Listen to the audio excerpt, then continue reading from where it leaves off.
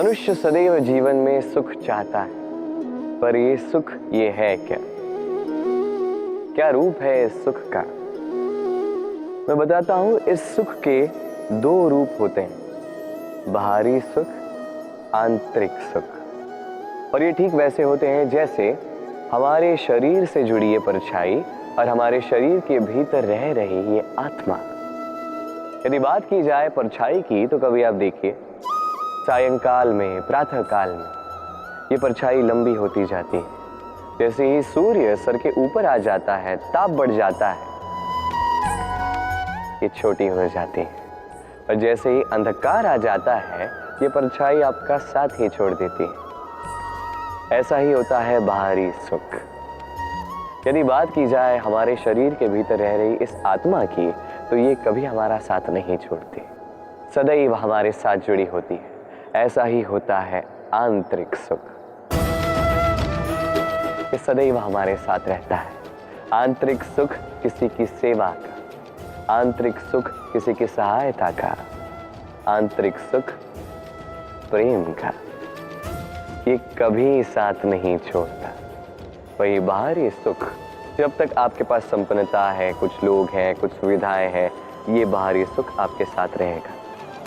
संपन्नता चली गई, लोग चले गए, सुविधाएं चली गई, बाहरी सुख भी चला जाएगा।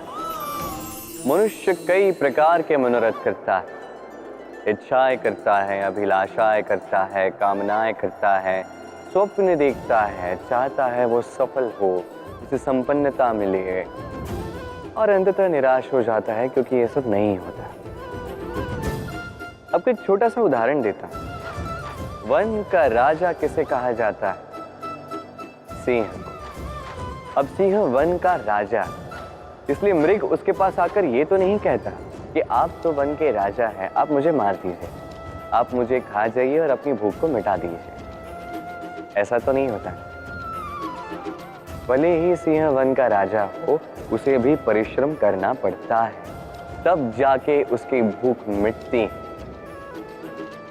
ऐसे ही आपके सारे स्वप्न, आपकी सारी इच्छाएं, आपकी सारी अभिलाषाएं, सारी आकांक्षाएं पूर्ण होंगी, अवश्य होंगी, परिश्रम से,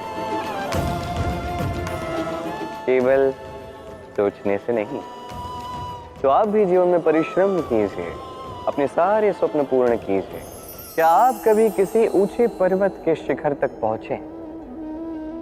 यदि आप पहुंचे हैं या यदि आप किसी ऊंचे पर्वत पर जाएंगे, तो ध्यान से देखिए, जैसे जैसे आप ऊपर जाते हैं, वैसे वैसे सर्वप्रथम सारी वनस्पतियां लुप्त होने लगती हैं। तत्पश्चात सारे पेड़ पौधे, पशु पक्षी सभी लुप्त होने लगते हैं। अंततः शिखर पर रह जाती है केवल शांति, एकांत। अब मनुष्य के साथ भी यही होता है। मनुष्य जब आत्मविकास की ओर बढ़ने लगता है, अपने जीवन के शिखर पर पहुंचना चाहता है, तब उसे एकांत की आवश्यकता होती है, और उसे साथ छोड़ना ही होता है अपनी सुख सुविधाओं का, अपनी संपत्ति का, अपनी समृद्धि का, अपनी सुंदरता का। देखिए, जीवन के शिखर तक पहुंचना ये सरल तो नहीं है, अत्यंत दुर्गम मार्ग है ये। किंतु यदि आप वहां पहुंचना ही चाहते हैं, तो आपको त्याग की प्रवृत्ति जागृत करनी होगी। त्याग क्या है ये सीखना होगा, क्योंकि त्याग से ही मन में शांति आती है, और इसी शांति से मन में उत्पन्न होता है प्रेम।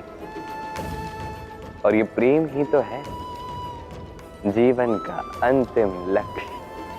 कभी कभी हम जीवन में सोचते हैं, वो व्यक्ति जो धर्म के पथ पर चलता है, यदि उससे कोई भूल हो जाती है तो नियति तुरंत ही उसे कठोर दंड दे देती। परंतु वो लोग जो संसार के बड़े से बड़े अधर्मी हैं, बुरे से बुरे कर्म करते हैं, उन्हें नियति अनेक अवसर देती है। उन पर नियति इतना कठोर प्रहार नहीं करती। ये सोच आती है कभी ना कभी मन में। अब सोचिए, ऐसा क्यों है?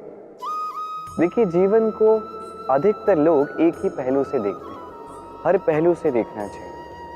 मुझे बताइए, क्या संसार में कोई भी अधर्मी प्रेरणा स्रोत बन सकता है? कदापि नहीं। जो व्यक्ति स्वयं की ही आत्मा को मलिन कर देता है, वो संसार को प्रेरणा क्या देगा? वो स्वयं ही समझ नहीं पाता उचित क्या है, धर्म क्या है, तो नियति उसे एक अवसर देती है समझने का उचित क्या है, धर्म क्या है। अवसर देती है विवेक जगाने का, अवसर देती है अपनी अंतरात्मा की पुकार सुनने का। जब ये भी नहीं होता तो नियति के पास एक अंतिम विकल्प शेष रह जाता है, और वो है महाविनाश। महाविनाश जो भले ही देरी से आए किंतु आता अवश्य है, और जब महाविनाश आता है तब महाविनाश की पीड़ा समस्त मनुष्य जीवन की पीड़ा से कहीं अधिक होती। ये बात सदैव स्मरण रखिए। अब दूसरा व्यक्ति जो धर्म के पथ पर चल रहा होता है, उससे यदि कोई भूल हो जाती है तो नियति उसकी परीक्षा लेती। उस समय मनुष्य को लगता है कि नियति ने उसे कठोर दंड दिया, पर समय के साथ हम सभी देखते हैं जब वो व्यक्ति उस परीक्षा में उत्तीर्ण हो जाता है, उस समस्त संसार के लिए प्रेरणा स्रोत बन जाता है। अर्थात नियति हर एक व्यक्ति को उसके कर्म का उचित फल देती है, उचित दंड भी देती है। अंतर है तो बस समय और आपकी सोच का। दुविधा। कई बार जीवन में हम उस मोड़ पे पहुंच जाते हैं जहां हम समझ नहीं पाते कि अब किस दिशा का चयन किया जाए।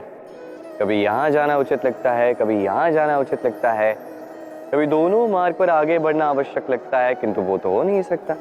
तो कभी कभी ऐसा भी लगता है कि कदाचित यहीं रुक जाना उचित है, कहीं ना जाना ही उचित है। अब इसी को तो दुविधा कहते हैं। संसार में ऐसी कोई दुविधा नहीं जिसका समाधान ना हो। ये दुविधा स्वाभाविक है, और आपकी इस दुविधा को थोड़ा सरल बना देता।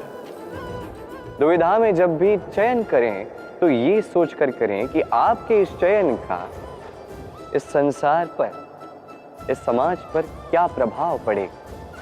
अपनी लाभ और हानि के विषय में सोचना छोड़ दीजिए और कर्म कीजिए संसार के हित के लिए, आने वाली पीढ़ी के हित के लिए। सोचिए कि आपके इस कर्म से उनके जीवन का उद्धार कैसे होगा, क्योंकि यही विचार उचित विचार। देखिए, कई बार औषधि जो होती है वो कड़वी होती है, किंतु यही औषधि तो उपचार भी करती है ना। उसी प्रकार आपको भी इस दुविधा में कड़वे चयन करने पड़ सकते हैं, जो कठिन चयन होंगे, जो कठिन समय ला सकते हैं। किंतु यदि ये चयन धर्म संगत है, यदि इसे संसार का हित होगा, तो यही चयन उचित चयन। ये ब्रह्मांड कितना बड़ा है ना, इसके समक्ष ये पृथ्वी भी मात्र एक बिंदु लगती है। अब इसी पृथ्वी पर हम कौन है, हमारा आकार क्या है, हमारा अस्तित्व ही क्या है। जब हम ऐसे सोचते हैं तो लगता है कि हम कुछ है ही नहीं। अब जब हम कुछ है ही नहीं तो हमें चिंता किस बात की है, भय किस बात का है, किससे भयभीत होते हैं। कौन है जो हमें मार सकता है, कौन है जो जन्म दे सकता है, जबकि आत्मा ना कभी जन्म लेती है ना ही कभी मरती। आत्मा बस शरीर बदलती। आप, मैं, हम सभी ये शरीर नहीं, हम आत्मा है जो परमात्मा का परम अंग है। इसलिए स्मरण रखिए, आपको बाहर नहीं देखना, स्वयं में देखना है। यहाँ झांकना है, आत्मा को पहचानना है। क्लेश, भय, चिंता, इससे स्वयं को दूर कीजिए, आप पहचान जाएंगे परमात्मा कौन। तो आइए और मेरे साथ प्रेम से कहिए, राधे राधे।